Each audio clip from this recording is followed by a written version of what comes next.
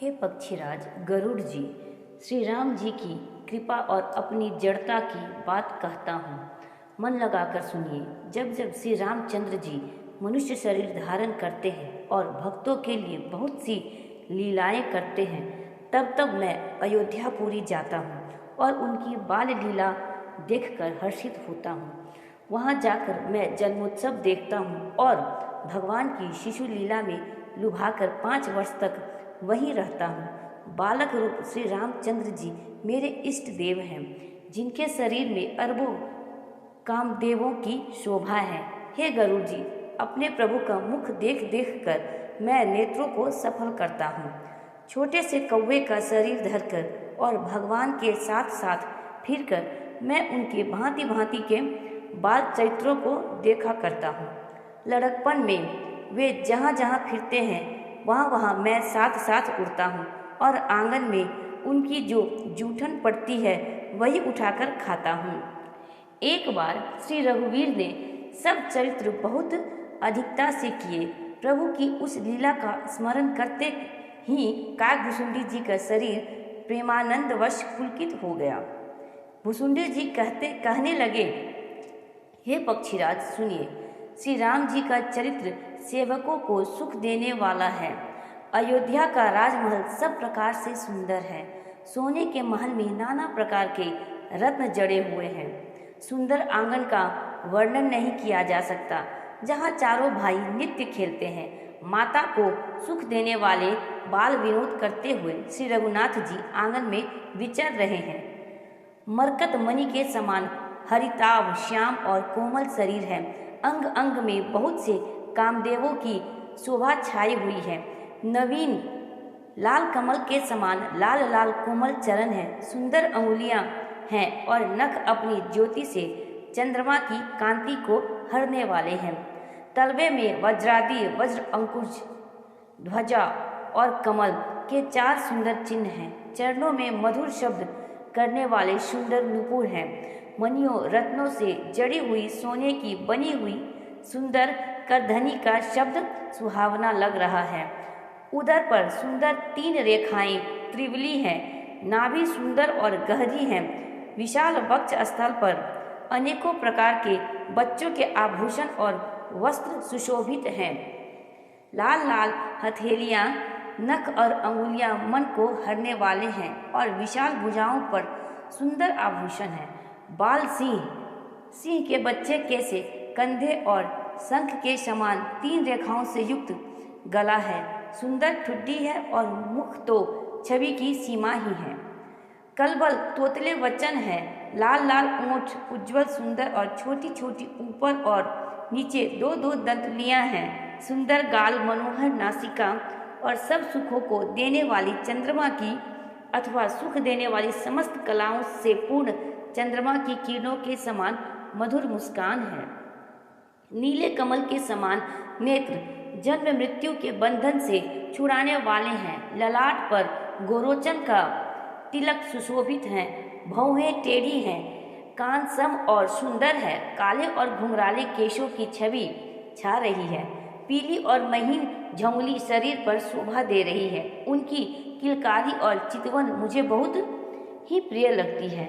राजा दशरथ जी के आंगन में विहार करने वाले रूप की राशि श्री रामचंद्र जी अपनी परछाई देखकर नाचते हैं और मुझसे बहुत प्रकार के खेल करते हैं, जिन चरित्रों का वर्णन करते हुए मुझे लज्जा आती है। किलकारी मारते हुए जब वे मुझे पकड़ने दौड़ते और मैं भाग चलता, तब मुझे पुआ दिखलाते थे। मेरे निकट आने पर प्रभु हंसते हैं और भाग जाने पर रोते हैं, और जब मैं उनका चरण स्पर्श करने के लिए पास जाता हूँ, तब वे पीछे फिर फिर कर मेरी ओर देखते हुए भाग जाते हैं। साधारण बच्चों जैसी लीला देखकर मुझे मोह शंका हुआ कि सच्चिदानंद घन प्रभु यह कौन महत्व का चरित्र लीला कर रहे हैं। हे पक्षीराज, मन में इतनी शंका लाते ही श्री रघुनाथ जी के द्वारा प्रेरित माया मुझ पर छा गई, परंतु वह माया न तो मुझे दुख देने वाली हुई और न दूसरे जीवों की भांति संसार में डालने वाली हुई। हे नाथ, यहाँ कुछ दूसरी ही कारण है। हे भगवान के वाहन गरुड़ जी, उसे सावधान होकर सुनिए। एक सीतापति श्री राम जी ही अखंड ज्ञान स्वरूप हैं और जड़ चेतन सभी जीव माया के वश हैं। यदि जीवों को एक रस अखंड ज्ञान रहे तो कहिए फिर ईश्वर और जीव में भेद ही कैसा।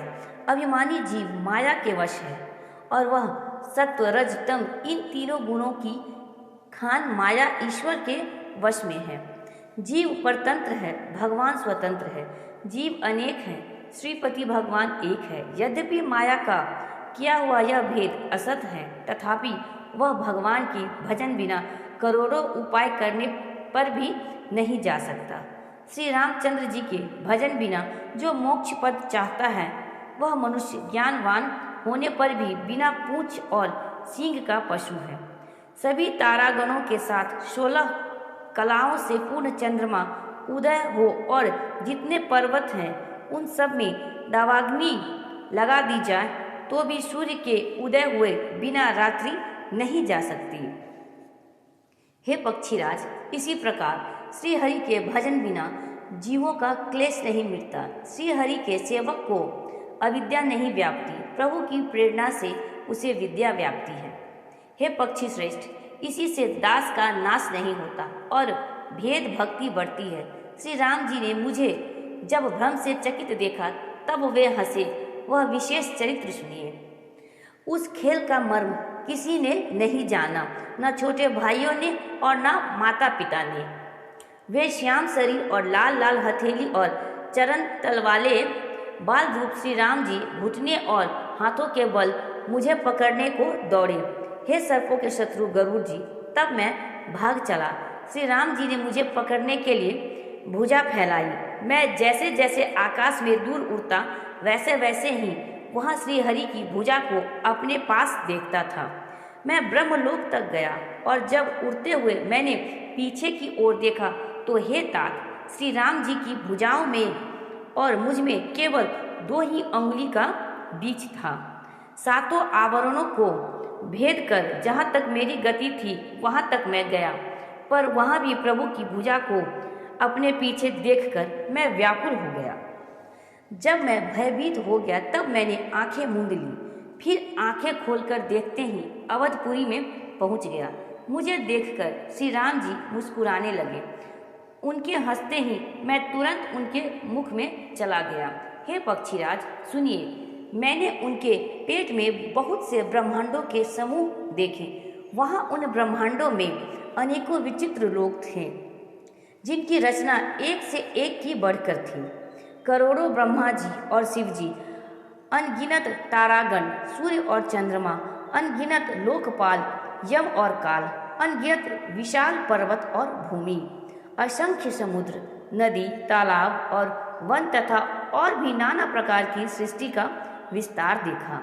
देवता, मुनि, सिद्ध, नाग, मनुष्य, किन्नर तथा चारों प्रकार के जड़ और चेतन जीव देखे, जो कभी न देखा था, न सुना था और जो मन में भी नहीं समा सकता था, अर्थात जिसकी कल्पना भी नहीं की जा सकती थी। वही सब अद्भुत सृष्टि मैंने देखी। तब उसका किस प्रकार वर्णन किया जाए। मैं एक एक ब्रह्मांड में एक एक 100 वर्ष तक रहता। इस प्रकार मैं अनेकों ब्रह्मांड देखता फिरा। प्रत्येक लोक में भिन्न भिन्न ब्रह्मा, भिन्न भिन्न विष्णु, शिव, मनु, दिक्पाल, मनुष्य, गंधर्व, भूत, वैताल, किन्नर, राक्षस, पशु, पक्षी, सर्प तथा नाना जाति के देवता एवं दैत्यगण थे। सभी जीव वहाँ दूसरे ही प्रकार के थे। अनेक पृथ्वी, नदी, समुद्र, तालाब, पर्वत तथा सब सृष्टि वहाँ दूसरी प्रकार की थी। प्रत्येक ब्रह्मांड में मैंने अपना रूप देखा तथा अनेकों अनुपम वस्तुएं देखी। प्रत्येक भुवन में न्यारी ही अवधपुरी, भिन्न ही सरयू जी और भिन्न प्रकार के ही नर नारी थे। हे तात, सुनिए, दशरथ जी, कौशल्या जी और भरत जी आदि भाई भी भिन्न भिन्न रूपों के थे। मैं प्रत्येक ब्रह्मांड में रामावतार और उनकी अपार बाल लीलाएं देखता फिरता। हे हरिवाहन, मैंने सभी कुछ भिन्न भिन्न और अत्यंत विचित्र देखा। मैं अनगिनत ब्रह्मांडों में फिरा, पर प्रभु श्री रामचंद्र जी को मैंने दूसरी तरह का नहीं देखा। सर्वत्र वही शिशुपन, वही शोभा और वही कृपालु श्री रघुवीर। इस प्रकार मोह रूपी पवन की प्रेरणा से मैं भुवन भुवन में देखता फिरता था। अनेक ब्रह्मांडों में भटकते रहते मुझे मानो 100 कल्प बीत गए। फिरता फिरता मैं अपने आश्रम में आया और कुछ काल वहीं रहकर बिताया। फिर जब अपने प्रभु का अवधपुरी में जन्म अवतार सुन पाया, तब प्रेम से परिपूर्ण होकर मैं हर्षपूर्वक उठ दौड़ा। जाकर मैंने जन्म महोत्सव देखा, जिस प्रकार मैं पहले वर्णन कर चुका हूँ। श्री रामचंद्र जी के पेट में मैंने बहुत से जगत देखे, जो देखते ही बनते थे, वर्णन नहीं किया जा सकते। वहाँ फिर मैंने सुजान माया के स्वामी कृपालु भगवान श्री राम को देखा। मैं बार बार विचार करता था, मेरी बुद्धि मोह रूपी कीचड़ से व्याप्त थी। यह सब मैंने 2 ही घड़ी में देखा। मन में विशेष मोह होने से मैं थक गया। मुझे व्याकुल देखकर तब कृपालु श्री रघुवीर हंस दिए। हे धीर बुद्धि गरुड़ जी, सुनिए। उनके हंसते ही मैं मुंह से बाहर आ गया। श्री रामचंद्र जी मेरे साथ फिर वही लड़कपन करने लगे।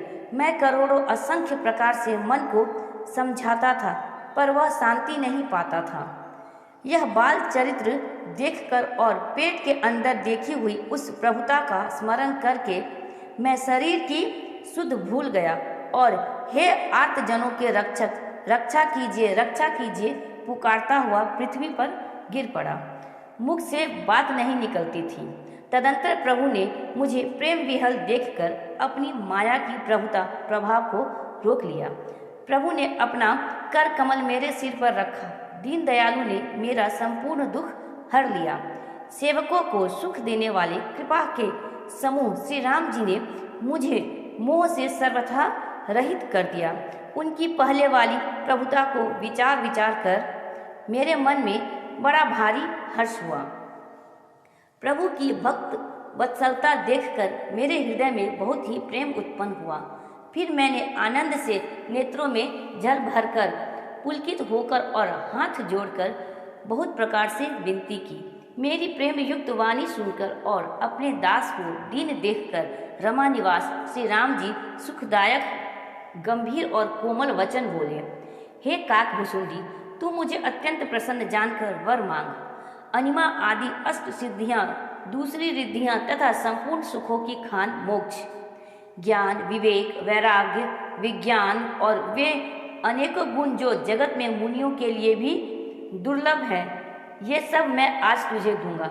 इसमें संदेह नहीं है। जो तेरे मन भावे सो मांग ले। प्रभु के वचन सुनकर मैं बहुत ही प्रेम में भर गया। तब मन में अनुमान करने लगा कि प्रभु ने सब सुखों के देने की बात कही, यह तो सत्य है, पर अपनी भक्ति देने की बात नहीं कही।